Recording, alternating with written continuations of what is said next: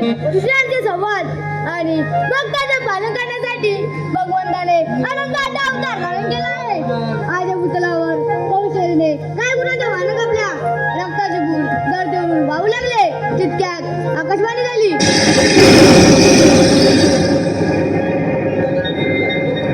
तेहतीस कोटी देव भिवू नका, मी वासुदेवकीच्या पोटी अनंताचा अवतार धारण करीन. तोपर्यंत गोकुलात गवळीनाथचे जन्म घ्या. गोकुलात गवळीनाथच्या जन्माचे कारण म्हणजे ऐकच. मथुरेचा राजा कंस हा मोठा मगरमच्छ आलाय. त्याला गर्भाची जमीन चालली आहे.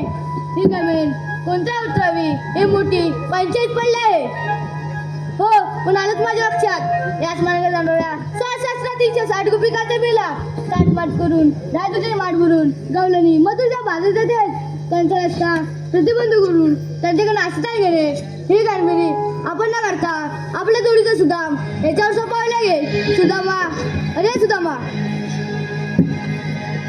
प्रणाम देवा. आशीर्वाद सुदामा. सुदामा, तुला कशी माहिती आहे का? छे देवा, सांगितलं विना कोणत्या बरोबर गोष्टीची माहिती असणार? सांगतो ऐकच. सांगा बरं. याच मार्गावर जाणाऱ्या 6,360 गोपिकाचा मेला ताटमाट करून राजूचे माठ भरून गवलनी मथुरेच्या बाजूला जातात. त्यांचा रस्ता प्रतिबंध करून त्यांच्याकडे आश्रय घेणे ही कामगिरी तुझ्यावर सोबत आहे. ठीक आहे देवा, कामगिरी संपवलीत खरी, परंतु त्या ठिकाणी गेल्यानंतर त्या जर गवळीने आम्हाला विचारलं की तुम्ही कोणाच्या अपमाने आलात तर आम्ही काय सांगायचं? एवढंच ना? होय देवा. तू माझा काय तुझा आहे तूच मी. अगदी आनंदाने या. देवाला फार मोठी कामगिरी सांगितली आहे.